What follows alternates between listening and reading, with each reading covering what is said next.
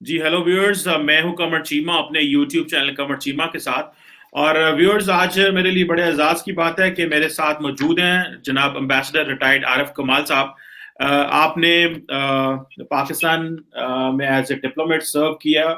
ہے 1973 سے لے کے 2007 تک 2007 تک.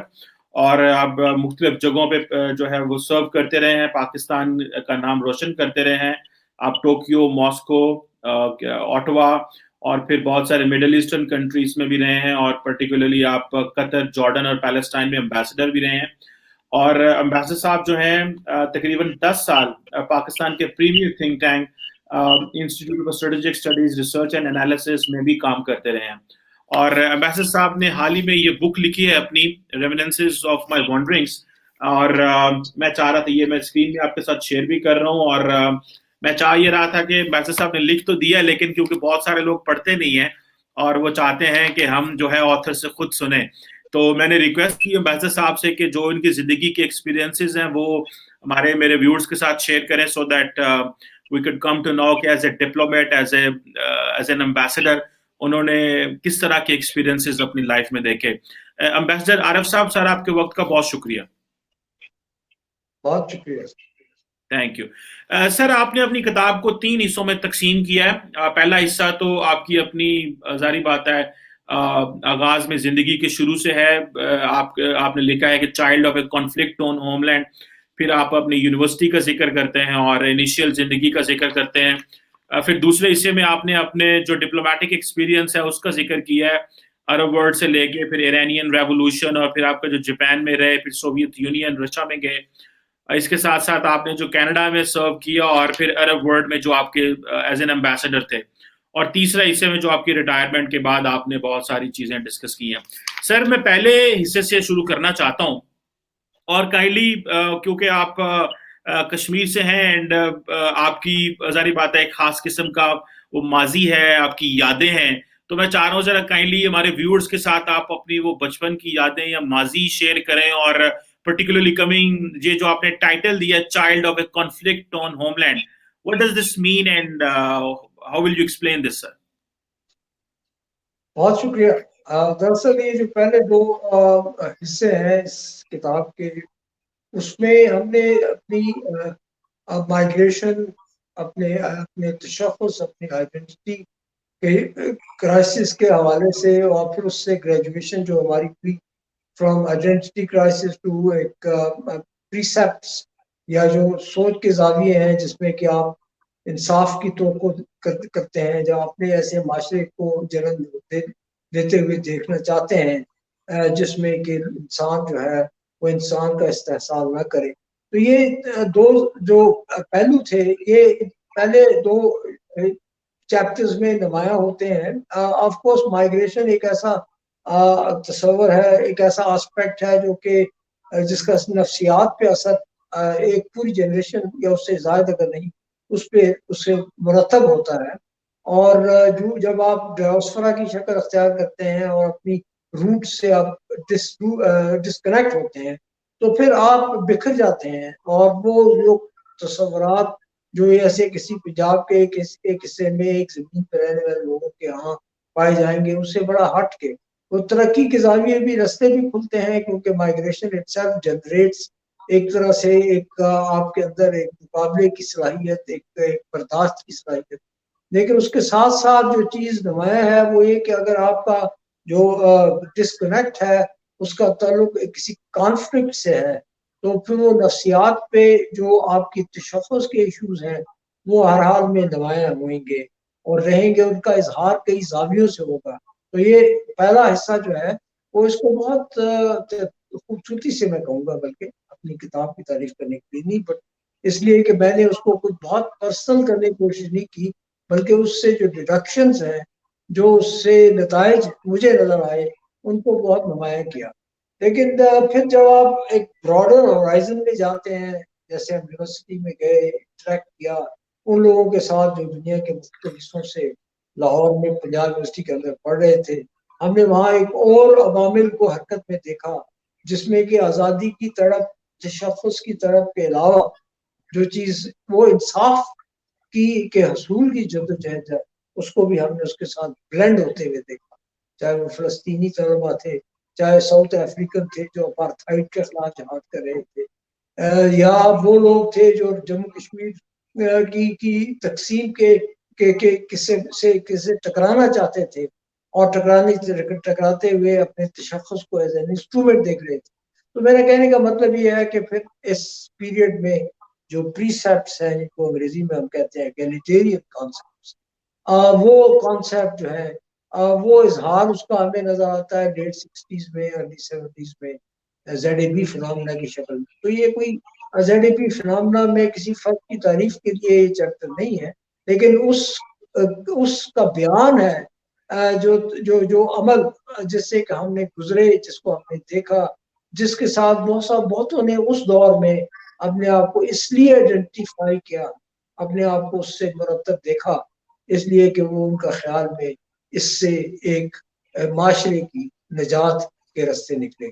تو یہ ایک احوال ہے ان پروسیسز کا جو کہ ہمیں 47 سے لے کے کہنا چاہیے کہ 67 69 بلکہ 1970 تک جو کہ بہت نمایاں تھے ہمارے معاشرے میں، اور جس کا کہ اس بندے کے حوالے سے جاننا ضروری ہے جو اپنی روٹ سے نکل چکا، ہٹ چکا، اور ایک امن کی ایک سکون کی تلاش. بالکل ٹھیک ہے سر. جو آپ کا پارٹ 2 ہے وہ بڑا انٹرسٹنگ ہے، اور میں چاہتا یہ ہوں کہ آپ کی بک تو ڈسکس کریں، لیکن میں آپ کے جو اس بک میں جو آپ نے اپنے اس میں لکھا وہ، لیکن اس کو ذرا حال کے ساتھ بھی کنیکٹ کریں تاکہ ہمارے ویورز کو ذرا زیادہ اچھی مزہ بھی آئے بات کا، اور ایک ماضی اور حال دونوں مکس ہو جائیں گے. سر آپ نے جو پارٹ 2 میں لکھا ہے، جو چیپٹر 3 آپ کا فورے انٹو دی عرب ورلڈ، تو آپ سر عرب ورلڈ میں آپ نے کافی ٹائم گزارا ہے، لیکن آپ کیا دیکھتے ہیں کہ اس وقت کا عرب ورلڈ اور آج کے عرب ورلڈ میں کیا فرق ہے، and how do you link it with the Pakistan back in 70s 80s and till now? جناب یہ جو 1973-74 کے معاملات تھے اور جو عرب ورلڈ کے آج کی حالات ہے، اس میں ایک فنڈامنٹل فرق بھی ہے، اور اس کو ذہن میں رکھنا پڑے گا اگر ہم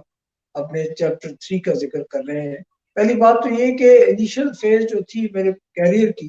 وہ اس لیے بھی اہم تھی کہ ہمیں دیکھنے کا موقع ملا بہت قریب سے ان میں جو کہتے ہیں جس کی ریاستیں بن رہی تھیں یا سٹیبلائز ہو رہی تھی، جو کہ انگریزوں کے ایسٹ آف سویس سے انخلا کے بعد جو ان کا وجود تھا، ان ریاستوں میں جو سب سے بڑی چیز نظر آئی وہ تھی جس کو ہم انگریزی میں کہتے ہیں کانشیسنیس آف ولنریبلٹی، یعنی چھوٹا ہونا اور رچ ہونا. یہ امتزاج بذات خود ایک فیئر جنریٹ کرتا تھا، خوف کی کیفیت جاری کرتا تھا، کیونکہ ایک رچنس کو پروٹیکٹ کرنا اور پھر یہ کہ چھوٹے ہوتے ہوئے پروٹیکٹ، تو یہ ایک سائیکی میں ایک یونیفارملی ساری گلف میں یہ چیز موجود تھی. اور دوسری چیز جو اس فیئر کو انہینس کرتی تھی کانشیس آف ولنریبلٹی کے ساتھ ساتھ، وہ چھوٹے ہونے کے ساتھ ساتھ، وہ تھا یہ کہ ڈیموگرافک جو آبادی کا جو تناسب ہے ان کے اپنے ملکوں کے اندر، اس میں جو مقامی آبادی ہے وہ بالکل ایک دم سے 40% 47% سرکاری طور پہ، بلکہ عملاً اس سے بھی کم. تو وہ بھی ایک فیکٹر تھا کہ وہ بیلنسنگ کرتے رہے کسی طرح سے باہر سے آنے والوں کے ساتھ، کیونکہ ترقی کا جو خواہش ہے وہ تو اپنی جگہ موجود تھی، جلدی سے ترقی کرنے کی اور وسائل کی بھی کمی نہیں تھی، سوائے کہ افرادی قوت جو ہے وہ موجود نہیں تھی، اور افرادی قوت میں اضافہ جو ہے وہ آپ کے اوپر نئے قسم کے تاثرات، آپ کے فیصلہ جو مرتب کرتا تھا، جس میں کہ ایک طرح سے خوف کی کیفیت بھی ہوتی. تو میں کہنے کا مطلب یہ وہ پیریڈ تھا جس میں کہ ان کو پروٹیکٹیو امبریلاز کی ضرورت تھی، انسٹیٹیوشنل ڈیولپمنٹ کی ضرورت تھی، اور اس میں ہماری طرف دیکھتے تھے، اور ہم نے اپنا کردار بھرپور ادا کیا ان کے جو ڈیفینس کے ڈاکٹرین ہے ان کی تشکیل میں، ان کے بینکنگ کے institution, financial institution, airlines, ان کی تقویت میں، ان کی فوج جو ہے اس کی ٹریننگ میں. تو ہمارا ایک رول تھا اس پیریڈ میں، اور وہ رول اس کانٹیکس میں دیکھیے جس کو میں نے ابھی بیان کیا ہے. obviously اس وقت ایک کنورجنس پوائنٹ اور بھی تھا عرب ورلڈ میں کہ وہ کس طریقے سے دیکھیں تھریٹ پرسیپشن کیا ہے ان کا، اور تھریٹ پرسیپشن اوور آل سارے عربس کا اس دور میں ایک ہی تھا، اور وہ تھا تھریٹ زائنسٹ اسٹیٹ کا، اسرائیل کی اوور پاور کرنے کا، اور جو بڑا مسئلہ ان کے لیے تھا وہ فلسطین کا ایشو تھا۔ چنانچہ جب 67 کی وار میں مثال دے رہا ہوں سر آپ کو کہ اگر ہمارے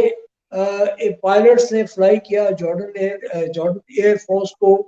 اور اسرائیلی جہاز بھی گرایا 67، مثال دے رہا ہوں، تو اسی وقت جو جارڈن کے جن عرب ملکوں کے ساتھ تعلقات اچھے نہیں تھے اس دور میں، ان کے جہاز بھی ہم نے اڑائے۔ تو ان ادر ورڈز ہمارے اوپر ایک طرح سے وہ اعتماد تھا کہ ان کے آپس کے جو جھگڑے ہیں اس میں ہم کوئی کردار پلے نہیں کریں گے، اینڈ therefore اور دوسرا یہ کہ عرب ورلڈ میں ایک اور جو تھا کہ عجم اور عرب کے درمیان جو رائولری کا تصور چلا آ رہا ہے کتنا ریئل ہے اور کتنا اس کو پروموٹ کیا جاتا ہے باہر سے، لیکن یہ کہ اس میں ہماری جو طرف دیکھنے کی نگاہ جو تھی اس علاقے کے لوگ وہ یہ تھی کہ یہ نہ عرب ہیں نہ یہ عجم ہے، اینڈ therefore ان کے اوپر اعتماد کیا جا سکتا ہے۔ ان کو انگریزی میں کہتے ہیں نو ایکس ٹو گرائڈ، کوئی ان کا اپنا کوئی اس طرح سے مقصد نہیں ہے، یہ سنسیئرلی ہمیں ہمارے انسٹیٹیوشنل ڈیولپمنٹ میں کام آئیں گے۔ جو تناظر اب کا ہے جس کو میں مقابلہ کر سکتا ہوں اس پیریڈ سے، جب کہ میں قطر میں ایمبیسڈر تھا، جب میں جارڈن میں سفارتکاری کی، اور جب میں فلسطین میں کنکرنٹلی ایکریڈائٹ ہوا، تو اس وقت اور اس میں بنیادی فرق جو آیا وہ یہ ایک تھریٹ پرسیپشن بدلا، اور تھریٹ پرسیپشن بدلنے سے مراد یہ ہے کہ جو ڈیکیڈز ہیں اس کے اندر ایک کلچرل ری انجینئرنگ ہوئی اس علاقے میں، سوچ کے زاویوں پہ بھی باہر سے ڈسٹینٹ نیبرز نے اس کو ایک خاص انجیکشنز دیے، تو وہ جو تھریٹ ہے وہ اسرائیل سے نکل کے وہ گلف کے دوسرے فلینک کے اوپر ری فوکس کیا گیا۔ چنانچہ عرب پرشین رائولری جو ہے اس کو انہینس ہوتے ہوئے دیکھا ہم نے، اور جب یہ انہینس ہوتی ہے اور اس طرف پیچھے ایک پیس ڈیلز ہوئی جارڈن کی، ایجپٹ کی، تو اس کے بعد تھریٹ پرسیپشن جو ہے وہ گریجولی بدلنا شروع ہوا۔ تو ابھی جب تھریٹ پرسیپشن بدلا ہے تو اس کے ساتھ اور چینجز بھی آئے، جس میں کہ ہمارے اوپر جو انحصار تھا، اور جو انحصار جس بنیاد پہ تھا وہ بنیادیں انسرٹن، اس کی وضاحت وقت پہ کر سکتے ہیں، لیکن یہ کہ انسرٹن ہوئی، چنانچہ یہاں پہ نئے زاویے سوچ کے اوپرے، اور پراسپیرٹی کے لیولز بہت اوپر چلے گئے، اور پراسپیرٹی کے لیولز میں لیکن جو فرق نہیں آیا وہ کوئی ڈیموگرافک ہے بنیادی طور پہ، کیونکہ کام کرنے کے لیے انحصار ابھی باہر سے لوگوں کا ہے۔ جی بالکل ٹھیک ہے سر، آپ کو ایک بڑا خاص موقع ملا کہ آپ نے جو ایرانین ریولوشن اور اس کے بعد کی جو ڈیولپمنٹس بڑے قریب سے دیکھی، تو سر آپ نے کس طرح ایرانی قوم کو پایا، اور وہ کتنے جاندار لوگ ہیں کہ آج بھی ہم دیکھتے ہیں کہ مغرب جو ہے اتنی سینکشنز کے باوجود بھی وہ برداشت کر رہے ہیں اور وہ ڈائلاگ اور ٹیبل پہ بیٹھ رہے ہیں۔ سو کائنڈلی سر آپ اپنا یہ جو ایکسپیرینس ہے یہ بھی ہمارے ساتھ شیئر کریں ہمارے ویورز کے ساتھ۔ جی، میں ایرانین ریولوشن کے دوران پاکستانی فارن آفس میں ایرانین ڈیسک پہ میں اس وقت اسائن تھا۔ سو آپ اس کو اس طرح دیکھنا چاہیے کہ جو پیریڈ ہے ہمارا 79 سے 81 تک کا، جو موسٹ کریٹیکل پیریڈ تھا ایرانین ریولوشن کی فیز 1 میں، تو ریولوشن کے بعد یہ جو ہاسٹیجز کرائسس تھا، U S sanction against Iran تھی، beginning of the Iran Iraq war تھی، ان کا وہ فیز تھا جس میں کہ پاکستان کے بارے میں ایرانی ریولوشنریز میں دو ویوز تھے، اور ایک ویو تھا کہ ان کو برداشت کرو چاہے ان کی اورینٹیشن مغرب کے ساتھ ہے، دوسرا یہ تھا کہ یہ بھی یو این سپائز کا ڈین ہے ان کا سفارت خانہ، اس کو ڈسمینٹل کرو۔ تو میرا مطلب تھا کہ وہ پیریڈ تھا جس میں کہ ہم نے بہت ڈیلیکیٹ پیریڈ میں سیل تھرو کیا، لیکن جو چیز ہمیں اسٹیٹس مین لائک جو سوچ تھی ہماری، میں تعریف کسی ایک بندے کی نہیں کر رہا، لیکن یقیناً کچھ لوگ تھے جن کو ہم اپنی اوور آل ہسٹری میں پسند نہیں کرتے یا ان کے بارے میں کریٹیکل اوور ٹونز ہیں، لیکن آئی تھنک انہوں نے بھی اسٹیٹس مین لائک ایٹیٹیوڈ اختیار کیا اور یہ کہا کہ ایران چونکہ ہمارا نیکسٹ ڈور ہے، کوئی چیز جو ان کو چاہیے جو نان لیتھل ہے وہ وار فوٹنگ پہ پرووائڈ کی جائے. سو ہم نے وہ جو دروازے اور کھڑکیاں جو ہیں ایران کی طرف، وہ باہر کی کمانڈ کے اوپر ان کو ہم نے روک کے نہیں رکھا، ان کو بند کر کے نہیں رکھا، ان کو کھلا رکھا تاکہ ان کے ساتھ ہمارا ایک آنے جانے تازہ ہوا جائے اور تازہ ہوا آئے اور ہم ایک دوسرے کو سمجھیں. اور ان کا جو اگریسو اوور ٹونز ریولیوشن کسی میں بھی ہوتی ہیں، وہ اگریسو اوور ٹون جو ہے وہ ایروڈ ہو، کم ہو، تاکہ ہمارے یہاں ایک تحمل دونوں طرف آ سکے. بہرحال اس تفصیل میں تو خیر جانے کی شاید موقع نہیں ہے، لیکن یہ میں کہنا چاہوں گا جس طرح کہ آپ نے یہ سوال ریز کیا کہ یہ حاصل کلام میں جو چیز بنیادی تین چیزیں ذہن میں رکھنے کی ہیں اور وہ بغیر کسی کرٹیسزم کے یا کسی کی حمایت کیے ہوئے کلینکل اپروچ میں میرے خیال میں اس طرح سے دیکھنا چاہیے کہ جو ہمارا جو خلیج ہے اس کے جو دونوں فلینکس ہیں، ان دونوں کی ایوولوشن جو ہے تاریخ، اس میں ایک بنیادی فرق ہے. اور وہ فرق جب ذہن میں ہو تو یہ بات سمجھ میں آ جاتی ہے. پہلی بات تو یہ کہ کتنا کلونیل امپرنٹ ہے عرب ریل، پرشین ریل. اس کو اگر آپ دیکھیں گے کہ ایران میں جو ایران کے اوپر، ایرانی معاشرے کے اوپر جو کلونیل امپرنٹ ہے وہ کم سے کم ہے because of a sort of historical reasons. And for that reason ایک سیولائزیشنل تسلسل ہے، ایک کنٹینیوٹی ہے. اس میں کئی طرح کی اچھی اور بری چیزیں ہمیں نظر آنی جو لگتی ہیں. ہم سمجھتے ہیں کہ یہ بہت نخرے والے ہیں، یہ سپریورٹی کمپلیکس ہے، حالانکہ یہ basically they are discussing about the others. ان کی جو اوور ویلم کرنے کی صلاحیت ہے اس کو قبول نہیں کرتے، بیکاز کہ وہ اوور ویلم کرنے کی جو صلاحیت ہے وہ اس میں وہ جو یہ ایٹیٹیوڈ ہے یہ بنیادی طور پہ اس پہ ہے چل رہا جس کو کہتے ہیں کہ کلونیل اثرات مرتب نہیں ہوئے. دوسری چیز جو ہے وہ جس کو ہم کہیں گے کہ ایک تھیولوجیکل مسئلہ بھی ہے، اور تھیولوجیکل سے مراد کو ریلیجس ڈیوائڈ کی بات نہیں کر رہا. جو مارٹرڈم سنڈروم انگریزی میں کہتے ہیں کہ شہادت کا جو آپ کے مغز میں تصور ہے مذہبی عقیدے کی بنیاد پہ، وہ آلسو وہ کلچر پہ، وہ بیہیویئر پیٹرنز پہ اثرات مرتب کرتا ہے.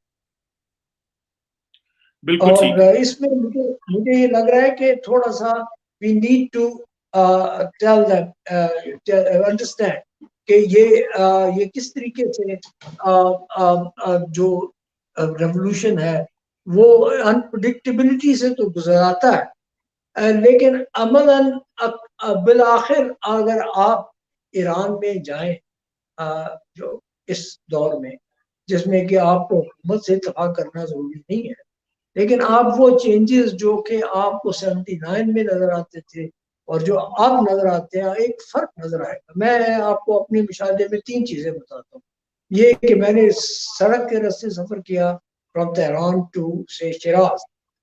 مجھے کہیں کسی چوراہے پہ کوئی گداگر نظر نہیں آیا، مجھے کسی سڑک کے حصے میں فوج کی گاڑی نظر نہیں آئی اور بندوق والی. اور تیسری چیز یہ کہ جو حکومت کر رہے ہیں، جو ریموٹ کنٹرول سے کر رہے ہیں، جو جن کو کہ آیت اللہ کی کانسٹیٹوئنسی ہے، وہ بھی آپ کو آپ کی جو نگاہ ہے اس کو اوور ویلم نہیں کرتے. کم میں بستہ اٹھائے ہوئے جاتے ہوئے نظر آئیں گے، لیکن یہ کہ وہ سارا سسٹم چل رہا ہے، چاہے ہم اس کو پسند کریں یا نہ پسند کریں، اپنی رائے ہے، لیکن یہ کہ وہ اوور ویلم کرتے ہوئے نظر نہیں آتے. سو دیر آر پازیٹیوٹیز، اس میں مثبت چیزیں بھی ہیں اس نتائج سے، جس سے کہ وہ اپنے اس کے اوپر بہت عقیدے کے ساتھ قائم.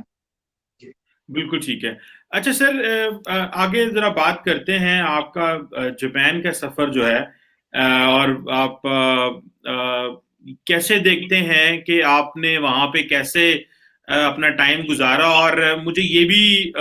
ایک چیز سمجھنی آپ سے کہ جاپان اتنی ایک انڈسٹریلائز سوسائٹی ہے، لیکن پاکستان اور جاپان کے تعلقات جو ہیں وہ کوئی اتنے مناسب نہیں ہیں. ابھی ریسنٹلی میں دیکھ رہا تھا کہ جاپانیز فارن منسٹر 9 سال بعد پاکستان آئے، ہمارے وزیر خارجہ بھی ابھی گئے. تو آپ نے ہسٹوریکلی آپ نے تو بہت سارے ایکسپیرینسز اپنے شیئر کیے ہوئے ہیں، وہاں کے جو کلچرل پلگرمیج کا ایکسپیرینس شیئر کیا ہے، پھر جو سیاچن گلیشیئر کے اوپر جو جاپانیز الپائنرز آئے، اور پھر آپ نے وہاں کے جو بائیلیٹرل ڈائمینشنز بھی کور کیے ہوئے ہیں. سو ہاؤ ڈو یو سی یہ جو ہسٹوریکلی آپ جاپان اور پاکستان کو کیسے دیکھتے ہیں، اور اگر کائنڈلی اس کو لنک کریں آج سے. بیسکلی ایک چیز جو کہ ایرانی جو کہ جاپنیز ریوائول ورلڈ وار کے بعد، اس کا جو ایک خاموش زاویہ ہے جس کو سمجھنے کی ضرورت ہے، وہ ہے protective umbrella of the United States. اور وار کا جو نتیجہ تھا اس میں ایک نان ایکریمونیس سے کہتے ہیں کہ ایک شکل اختیار کیا ہے، جس میں کہ انہوں نے کہا کہ جو پروٹیکٹیو ڈیفenس ہے اور جو دوسری چیزیں ہیں، اور وہ اس پہ ہم آپ کو بھی گارنٹی دیتے ہیں کہ ہم اس پہ بیک ٹریک کر جاتے. سو ان ادر ورڈز جو اخراجات فوج کے ارتقاء پہ یا فوج کی ڈپلائمنٹ پہ اس دور میں کرنے ہوتے ریوائول کے لیے، وہ نہیں کیے گئے، اور وہ سارا کنسنٹریٹ ہوا on industrialisation, on meeting the gaps that existed between, ان کے درمیان جو فرق ہے دوسرے جو ڈیولپڈ کنٹریز ہیں. اسی تناظر میں ایک چھوٹی چیز یاد رکھنے والی ہے کہ 79 میں 81 میں اس پیریڈ میں جب 81 جب میں وہاں تھا، لیکن افغانستان کے بعد چونکہ ویسٹ کا ایک کنسنسس تھا کہ پاکستان جو ہے وہ کانفلکٹ بارڈرنگ ریجن ہے، یعنی اس کی استطاعت بڑھانی چاہیے کیونکہ اس نے کشتی کرنی ہے دوسرے کیمپ کے ساتھ، یعنی روسیوں کے افغانستان میں آنے کے بعد. سو ویسٹ میں جو ایک اتفاق تھا وہ اسی جو پروٹیکٹیو امبریلا جارڈن کے جاپان کے اوپر ہے، وہ اس پہ بھی حاوی تھا. چنانچہ 1981 میں جاپان ہمارا سب سے بڑا ڈونر،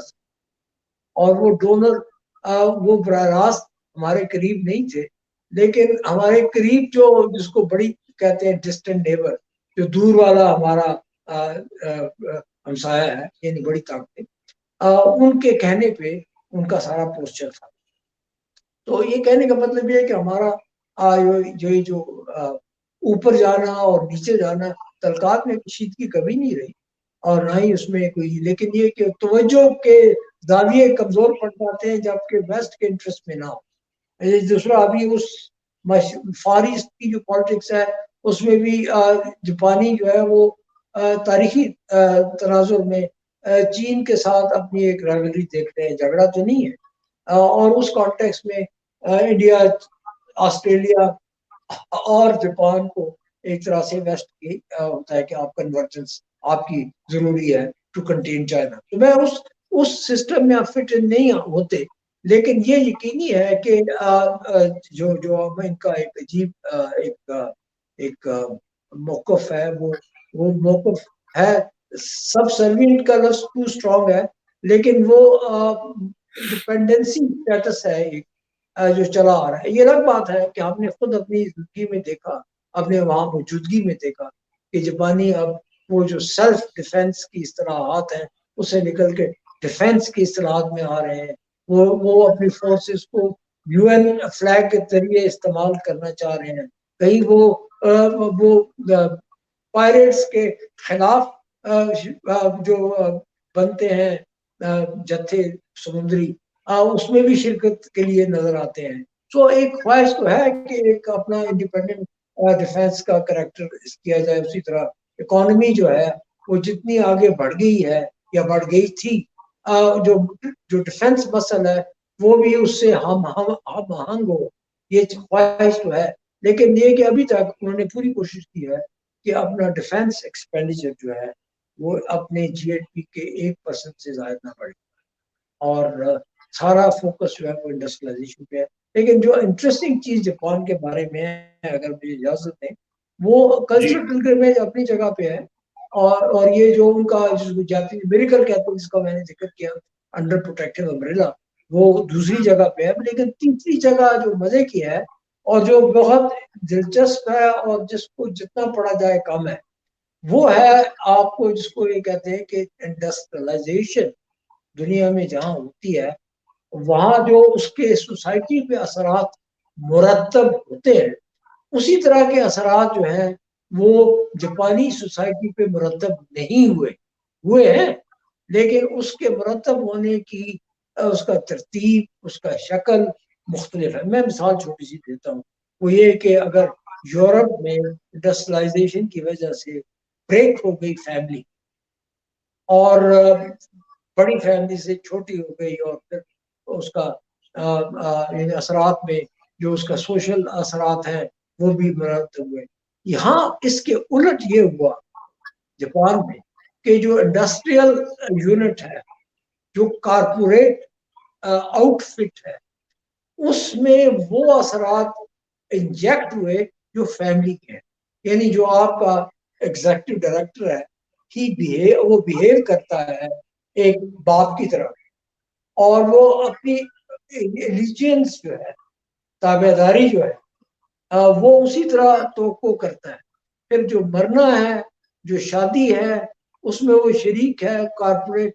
سٹرکچر سارے کا سارا.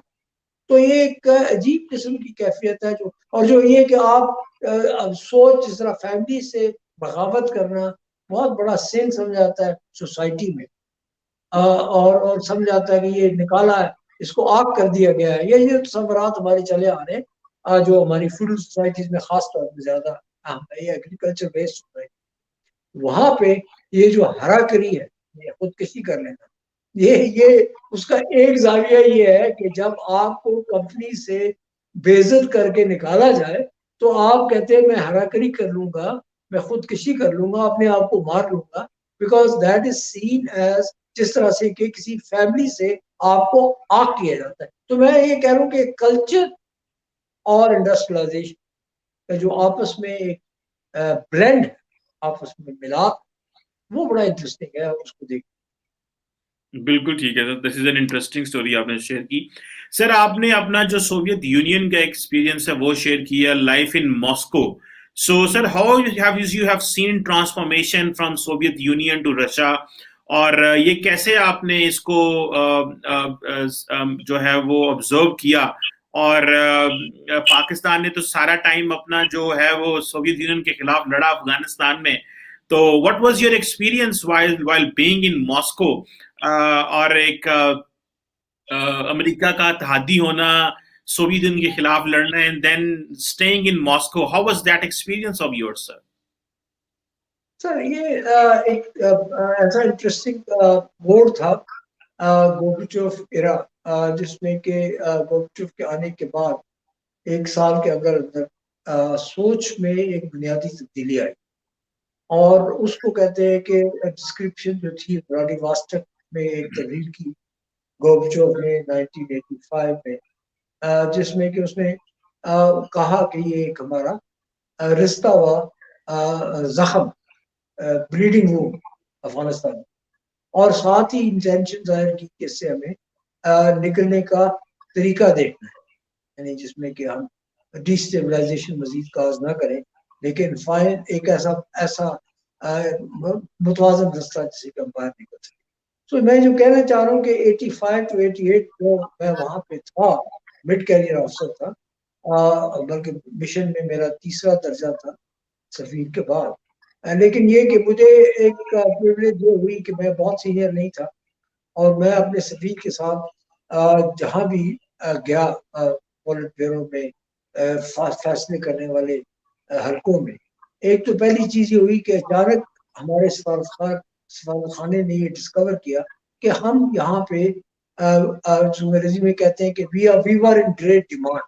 یعنی ہم جو کہ تھرڈ ورلڈ کے ملک کے بندے ایک سپر پاور کے کیپٹل میں بیٹھے تھے, وہ جن کو کہ عام طور پہ اتنا ایکسیس نہیں ملتا تھا, جو اچانک ہمیں نظر آنے لگا کہ آپ نے میٹنگ مانگی پریبکوف سے مل گئی, آپ نے اربتوف سے مانگی مل گئی, آپ نے شوارنادزے سے مانگی مل گئی. تو ایک دم سے ہمیں ایک احساس ہوا کہ ہمیں ایکسیس ہے, ہم اہم ہیں. اور یقیناً اس کی بنیاد یہ تھی کہ وہ کے ساتھ ایک ڈائلاگ کو پروموٹ کر رہے تھے, جس سے کہ وہ کامن گراؤنڈ نکلے فیصلہ کرنے کی, سیٹلمنٹ. ہم نقشہ تو وہاں نہیں بنا رہے تھے ماسکو میں بیٹھ کے, نہ ہی تاریخ مرتب ہو رہی تھی, لیکن تاریخ کے چند زاویے وہاں سے دیکھ رہے تھے. باقی جو بات چیت ہے وہ جنیوا میں بھی ہو رہی تھی اور جگہوں میں بھی ہو رہی تھی. ایگریمنٹ بھی الٹیمیٹلی جنیوا میں ہی ہونا تھا. لیکن اس پیریڈ میں جو ہمیں نظر آئی وہ یہ تھی کہ دے ہیڈ آلریڈی ڈیسائیڈڈ کہ ہمیں باہر جانا ہے. جو کچھ چیزیں اس منٹس میں سے جو میں نے لی اور جو میری یادداشت میں تھی ان کا میں نے یہاں ذکر کیا ہے, لیکن کچھ چیزیں ایسی ہیں جو کہ میرے سے بہت بہتر پہلے بیان کیے جو لوگ ایکسپرٹس تھے. لیکن میرا یہ اس میں کمال سر یہ ہے کہ میں اس کا ایک پریوی تھا.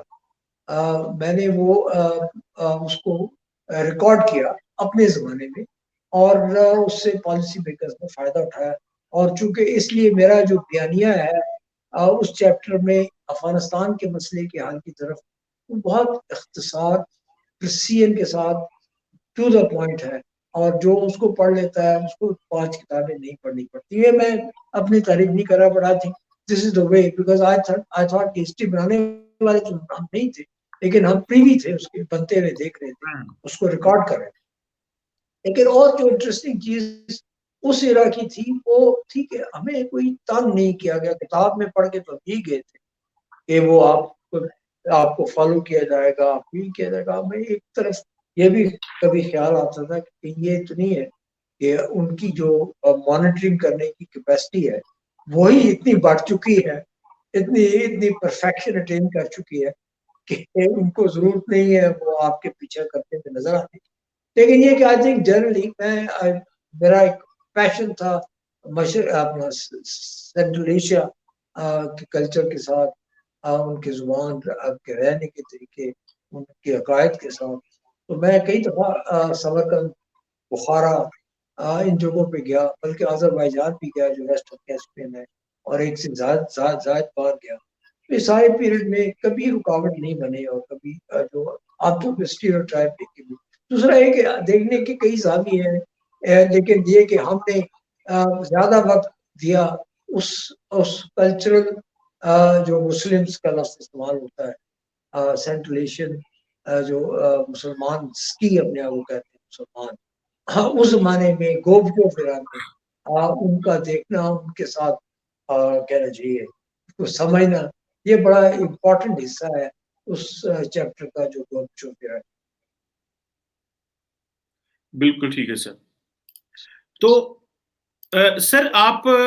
نے یہ اپنا جو ایکسپیرینس, یہ تو بڑا انٹرسٹنگ ہے جو آپ نے یہ کہا ہے کہ جو دو پڑھیں گے اس کو وہ سمجھ لیں گے, کیونکہ آپ نے بڑا اس کو پریسائزلی ایکسپلین کیا ہوا ہے. لیکن سر میں آگے چلتا ہوں کیونکہ ویورز اس کو اور زیادہ انٹرسٹنگ ہیں. آپ نے جو اپنا کینیڈا کا ایکسپیرینس شیئر کیا ہے, اور وہاں پہ آپ نے ایک پوائنٹ یہ بھی لکھا ہے کشمیر دی ادر میپل. ظاہری بات ہے وہ جو اس کے جھنڈے پہ وہ جو ہے ایک تو, so how what was your experience, اور پاکستانی کینیڈینز اور ملٹی کلچرلزم, اور جو پاکستانی کینیڈینز وہاں پہ کیسے کام کر رہے ہیں. تو what was your experience while being in Canada? پوری دنیا کینیڈا کو بڑا پیسفل سمجھتی ہے, تو آپ نے کیسا انجوائے کیا, اور پاکستان کو کیسا, پاکستانیوں کو وہاں پہ کیسا دیکھا؟ سر پہلی بات تو یہ جاننا ضروری ہے کہ میرے لیے یہ جو سفر ہے ایک نارتھ کے ایک حصے سے ایک فریزنگ پوائنٹ سے دوسرے فریزنگ پوائنٹ میں جانے کا, وہ اس میں ایک کلچرل فرق بھی تھا بڑا بنیادی. जापान को हम कहते हैं कि कल्चरल मोनोलिथ, यानी एक अंदर से एक जान, एक सोल, एक जिस्म किस्म का माशरा। जबकि जब आप कनाडा के साथ उसका तनाजुर देखते हैं तो कनाडा का जो ऑफिशियल जो इसको कहना चाहिए कैच फ्रेज है अपने आप को डिस्क्राइब करने की, वो है मल्टी कल्चरलिज्म। यानी उनकी पॉलिसी ही की बुनियाद ये मुख्तलिफ फूल खिल रहे हैं और मुख्तलिफ सोर्सेज से उनका ताल्लुक है, मुख्तलिफ कल्चर से है, और उनको ग्लो करने दें, उनको उनको उनको निकलने दें। सो आई थिंक ये खूबसूरती थी उस माशरे की। और बल्कि सरकारी फंडिंग थी उस जमाने में उनका एथनिक बेस्ड ग्रुप्स के कल्चर को प्रमोट करने का। तो इन दैट कॉन्टेक्स्ट, लेकिन जो आपने कम्युनिटी की बात की, तो पहली बात जो है कि हमारा क्योंकि ब्रिटिश कॉमनवेल्थ के बहुत सारे मुल्कों के साथ एक चला आ रहा है ड्यूल सिटीजनशिप का, तो जितने लोग थे वहाँ पे कम्युनिटी में वो बहुत कम ऐसे थे जो एक्सक्लूसिवली पाकिस्तानी। जितने लोग थे वो पाकिस्तानी कैनेडियन थे, यानी they had the right to retain to citizenship. तो उसमें देखना पड़ेगा कि वो सारे लोग ब्रेन ड्रेन की पैदावार थे, जबकि 70s में यहाँ से दरवाजे खुले, आपका पासपोर्ट आपको मिला, आपकी जो टैलेंट है वो टेस्ट हुआ पाया, और अगर आप प्रोफेशनल थे आप लैंड अप किए उन जगहों पे पहुंचे जहाँ के आपकी आपकी खपत के लिए आपकी डिमांड थी। तो ये एक रूट था, यहाँ से वलायत जाना, वलायत से कनाडा जाना, और doctors, engineers, even scientist, even nuclear field, not the bomb. तो मतलब है कि यू कुड फाइंड कि पाकिस्तानी जो वहाँ पे है वो या पाकिस्तानी कैनेडियन जो है वो बड़ा अकम्पलिश्ड बंदा, और उसमें जर्नलिस्ट भी थे, उसमें और लोग भी थे। और दूसरा ये कि जहाँ जो लोग बाहर मुल्क से दूर इतने फासले पे थे उनको मुल्क से डिटैच समझना भी बहुत बड़ी गलती होगी, इसलिए कि बेसिकली जितनी दूरी थी उतना ही जज्बा था मुल्क वतनी का या अपने मुल्क के बारे में कंसर्न होने। तो मेरा ख्याल है कि उनकी कंट्रीब्यूशन जो है बहुत वाजिया और बढ़िया रही अपने आप को, और ये उन इलाकों में है, उन मुल्कों में है जहाँ पाकिस्तानी की पहचान जो है वो प्रोफेशनल्स के साथ यकीनी तौर पर। बाकी अब ये जो आपका कहना है कि वो मुल्कों के दरमियान ताल्लुकात का, बेसिकली कनाडा बहुत इसको कहने साइट पे रह के चंद बुनियादी चीजों पे एम्फसाइज करने का नाम है, यानी मसलन ह्यूमन राइट्स है, आपकी एड एंड ग्रांट है फॉर फॉर ऐसे प्रोजेक्ट्स की जिनका तल्लुक आपके हेरिटेज से है, आपके कल्चर से है। तो शुरू में ठीक है, हमारे यहाँ ऑफिशियल डेवलपमेंट असिस्टेंस में आपको कानून भी बना Karachi nuclear plant peaceful purposes के लिए और इस तरह की और चीजें, लेकिन लॉन्गर टर्म में देखा जाए अगर, तो there was not much of challenge and opportunity. मैं ये फ्रैंक एडमिशन करना चाहूंगा कि हमारे साथ कोई तलकात में कभी खराबी नहीं गई, और हमेशा एक दूसरे के लिए वार्मथ थे। लेकिन कैनेडियंस का उस जैसे हमारे इलाके में ह्यूमन राइट्स के हवाले से, चाहे इंडिया है, पाकिस्तान है, चाहे इंडिया पाकिस्तान के दरमियान जो कंटेस्टेड रीजन हैं जैसे कश्मीर, जम्मू कश्मीर, उसका ह्यूमन राइट्स के हवाले से बहुत अच्छा एक मौक़िफ़ रहा। हाँ, पॉलिटिकल जो इश्यूज है, जम्मू कश्मीर का जो जो जो मुस्तकबिल है, उस पे उनकी लेवल ऑफ अंडरस्टैंडिंग कि ह्यूमन डायनेमिक्स क्या है, ह्यूमन राइट्स सिर्फ महदूद नहीं रहे उस तक के ह्यूमन राइट्स के हवाले से देखा जाए, बल्कि ये कि लोगों को अपनी डेस्टिनी पे प्रिसाइड करने का हक होना चाहिए। लेकिन ओवरऑल जो वेस्ट की स्ट्रेटजी है देखने की इस मसले की, वो अमलन नतीजतन वो उसी के दरमियान घूमते थे कि इंडिया पाकिस्तान जो है वो इसको मिल के हल कर ले, जिस तरह की सारा वेस्ट यही कहेगा تاکہ ان کی ذمہ داری نہ آئے اس میں. لیکن چونکہ ہیومن رائٹس وہ ایشوز ہیں جس کو آج کل ساورینٹی کے ساتھ کرنا مشکل ہے, وہ بیونڈ دی جیوگرافک لمٹ, چونکہ ان کو دخل دینے کا اختیار سمجھا جاتا ہے کہ اس کا ساورینٹی پنج نہیں ہوتی. therefore اس پہ وہ ان کا کرٹیسزم انڈین جو رویہ تھا وہ بہت واضح رہا تھا. لیکن یہ کہ کشمیری جو بات ہے وہ اپنا رول پلے کرتے چلے آ رہے ہیں, کشمیری کینیڈین کہلاتے ہیں وہ, اور اچھا کام کیا انہوں نے. اور ادر میپل کا نام بھی انہوں نے دیا, کیونکہ جو پتا چنار کا ہے اور جو میپل کا ہے اس کی شکل تقریباً ایک طرح سے ہے, اور اس میں انڈرسٹینڈنگ جنریٹ ان کی وجہ سے بھی ہوتی ہے, بیکاز وہ تسلسل کے ساتھ وہاں کی پاور ایلیٹ کو فیصلہ کرنے والے لوگ لکھتے رہتے ہیں. بالکل ٹھیک ہے سر. ابھی کچھ ایکسپیرینس آخری آپ کے جو اس کتاب میں جو پارٹ 2 کے ہیں وہ عرب ورلڈ کے ہیں. تو سب سے پہلے تو آپ نے جو اپنا جو ایکسپیرینس شیئر کیا وہ ہولی لینڈ سعودی عرب کا شیئر کیا ہوا ہے, اور پھر اس کے بعد آپ جب قطر اور جارڈن میں رہے. سر کیسا دیکھتے ہیں آپ سعودی عرب پاکستان کے تعلقات کو؟ ویسے تو بڑے پازیٹیوٹی ہے, اور پھر آپ نے او آئی سی کا اور کشمیر کا ذکر کیا ہوا ہے. تو کائنڈلی یہ بھی ہمیں بتائیے گا کہ ابھی تو ہم دیکھتے ہیں کہ جو او آئی سی ہے اس نے کشمیر کو کوئی اتنی لفٹ نہیں کروا رہا, اور بلکہ بیک برنر پہ ڈال دیا ہے. So what in your times when you are in Saudi Arabia, تو کس طرح کی ڈیولپمنٹس اس وقت ہوتی تھی؟ کشمیر کے اوپر تو اس وقت او آئی سی کافی ایکٹیو تھی, اور جو کانٹیکٹ گروپ بنا تھا او آئی سی کا جموں کشمیر کے اوپر, اس کی بنیاد بھی اسی دور میں ہوئی. اور therefore جس دن میں وہاں پہلی بار پہنچا اور کونسل کا میں نے اپنا پورٹ فولیو سنبھالا, اسی دن مجھے بتایا گیا کہ میرواس عمر فاروق آئے ہوئے ہیں او آئی سی کی دعوت پہ, اس لیے کہ وہ کانٹیکٹ گروپ جو ہے وہ تہران سمٹ نے فیصلہ کیا تھا وہ بن گیا ہے. وہ ان کی بات چیت ہو رہی ہے کہ اس کی کیا شکل ہوگی اور کشمیریوں کی نمائندگی اس میں کیسے ہوگی. جو کانٹیکٹ گروپ تو آج بھی موجود ہے اور اس کا تسلسل ہے اس پوزیشن میں, جو کہ اس وقت ڈے ون میں انہوں نے لی, اور وہ حق خدا کی انڈائلیوٹیڈ سپورٹ کرتا ہے. اور جو ریزولوشن ان کا ہوتا ہے وہ وائی سی فارم منسٹرز کی جو کانفرنسز ہیں اگر وہ ہوئیں اور جب ہوئیں وہ اڈاپٹ ہوتا ہے. تو اس میں اس ضمن سے اس حوالے سے تو کوئی فرق نہیں ہے. باقی یہ کہ او آئی سی کی اوور آل جو فوکل جو اس کا فوکس ہے وہ ڈٹرمن ہوتا ہے اس کے جو ان کے کہنا چاہیے ڈونرز ہیں, اور اس میں سعودی عربیہ بھی ایک ڈونر ہے. اگر سعودی عربیہ جو ہے وہ کسی وقت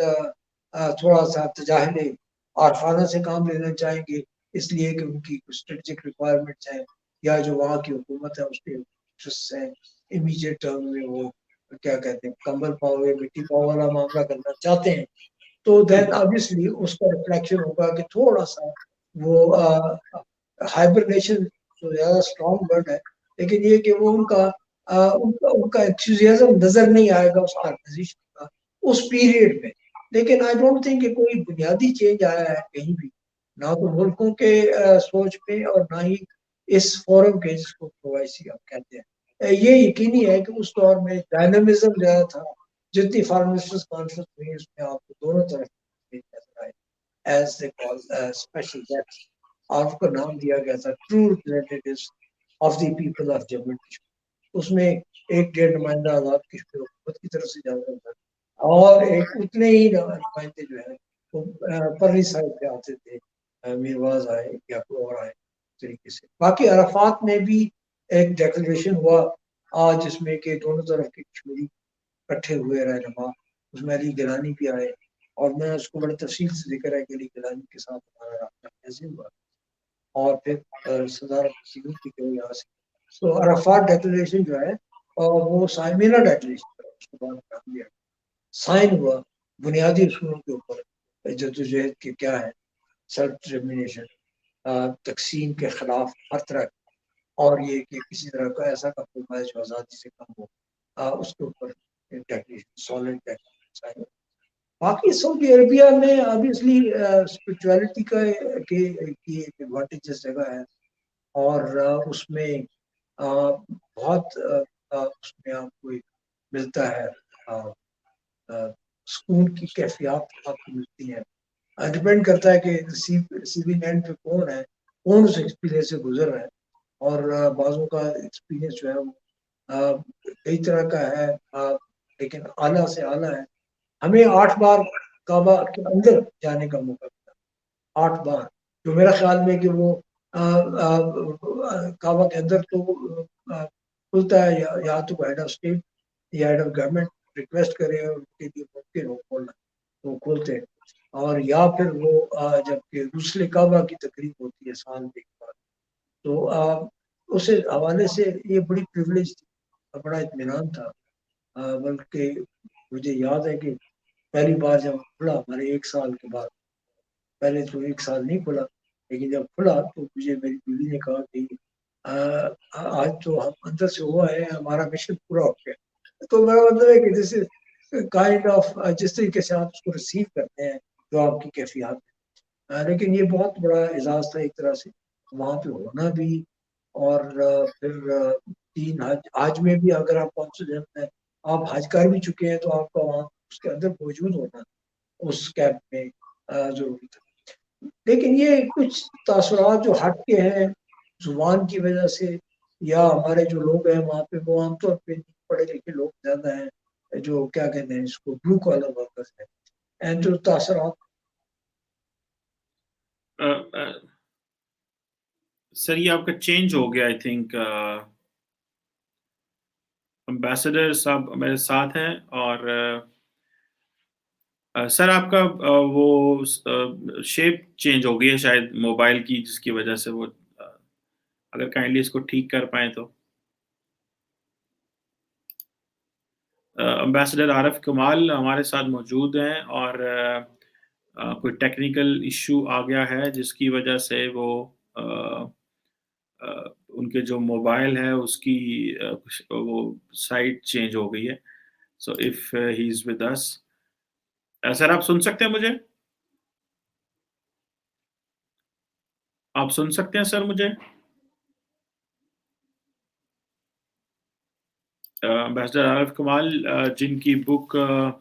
جو ریمننسز آف مائی وانڈرنگز جو ہے, جو میں آپ کے ساتھ شیئر کر دیتا ہوں. یہ بڑی اچھی بک ہے, پڑھنے والی ہے, کیونکہ اس کے اندر بہت زیادہ ایکسپیرینسز انہوں نے شیئر کیے ہوئے ہیں اپنے, اور پرٹیکولرلی کس طرح ایرانین ریولوشن اور پھر جاپان میں اور جو سوویت یونین میں کا ٹوٹنا, اور پھر جو گورباچوف آئے, اور پھر اس کا جو اس دور میں انہوں نے دیکھا کہ کس طرح وہ بتا رہے تھے کہ سوویت یونین جو ہے وہ اس کو ہمیں کچھ اور بتایا گیا تھا, جب ہم وہاں گئے تو ہمارے ساتھ کچھ اور طرح کے ایکسپیرینس ہوئے, اور وہ جو ایکسپیرینسز تھے وہ ڈفرینٹ تھے. اور جو کہہ رہے ہیں کہ میں نے وہاں پہ ڈائری لکھی, جو لکھا, جو نوٹس ڈیولپ کیے, اس کو پاکستانی پالیسی میکرز جو تھے ان کو بڑی مدد ملی اس حوالے سے. سو یہ جو ایک ظاہر بات ہے ایک ڈپلومیٹ کی لائف کے جو ایکسپیرینسز ہوتے ہیں وہ اس کے ہی اپنا ہی ایک مزہ ہوتا ہے, کیونکہ وہ آپ ماضی کے اس وقت اس میں چلے جاتے ہیں, اس دور میں چلے جاتے ہیں جہاں پہ جا کے آپ کی ایک یہ سمجھیں کہ جس کو ہم شاید خود تو نہ سمجھ سکیں, کیونکہ ایک بندہ موجود تھا اس زمانے میں اور اس نے وہ چیزیں پین ڈاؤن کر دیں, رائٹ ڈاؤن کر دیں, اور ہمارے سامنے وہ چیزیں آ گئیں. تو ایک ڈپلومیٹ آبویسلی اپنے ملک کو ریپرزینٹ کرتے ہوئے بہت کچھ ڈلیور کر جاتا ہے, جو کہ ظاہری بات ہے دہائیوں تک یاد رہتا ہے. اور ان کے بنے ہوئے چیزیں اور ان کے لکھے ہوئے جو ڈپلومیٹک کیبلز ہوتی ہیں, وہ ڈپلومیٹک کیبلز آپ امیجن کر سکتے ہیں ان کے اوپر جو ممالک ہیں وہ اپنی پالیسیز مرتب کرتے ہیں. سو انہوں نے بھی اپنا بہت سارا ٹائم جو ہے وہ گزارا وہاں پہ, اور یہ ایک اچھی بک ہے, ریمننسز آف مائی وانڈرنگز. اور ان کا شاید باسط صاحب کا جو ٹیکنیکل پرابلم آ گیا جس کی وجہ سے ایک ایشو آ گیا ہے, تو شاید میں ویٹ کر رہا ہوں, اگر وہ جوائن کر لیتے ہیں ہمیں تو ٹھیک ہے, ادروائز اس کا جو دوسرا جو سیکنڈ پارٹ تھا وہ ہم کمپلیٹ کر رہے تھے, اور سیکنڈ پارٹ میں ہم ڈسکس کرنا چاہ رہے تھے کہ جو پاکستان اور قطر کے تعلقات کس طرح ہیں، پاکستان جارڈن کے، اور پھر ان کا جو ٹینیور فلسطین میں رہا، اور جو آخری بات ہے وہ ان کی جو ایکسپیرینس تھا، اور یہ ٹریک 2 کی بات کرتے ہیں کشمیر کے حوالے سے. So let see if he is not in a position to come back. اگر ان کا کوئی ٹیکنالوجیکل چیلنج ڈیولپ ہو گیا تو ہم اس کو اگلی سیکنڈ پارٹ 2 میں کسی دن رکھ لیتا ہوں، کیونکہ اس کو ہم ایک سیکنڈ انرجی کے ساتھ کر سکتے ہیں. سو مے بی بازی صاحب نہیں جوائن کر پا رہے، سو میں اس شو کو یہیں پہ اینڈ کرتا ہوں، اور اس کا ہم جو سیکنڈ پارٹ ہے وہ کسی دن رکھیں گے. اور جو باسط صاحب کی بک ہے جس میں جو پاکستان عرب ورلڈ کے تعلقات ہیں، اور جو ٹریک 2 انہوں نے اپنی بک میں ایکسٹینسولی ڈسکس کیا، اس کو ایک اچھے طریقے سے ڈسکس کر لیں گے. Thank you very much.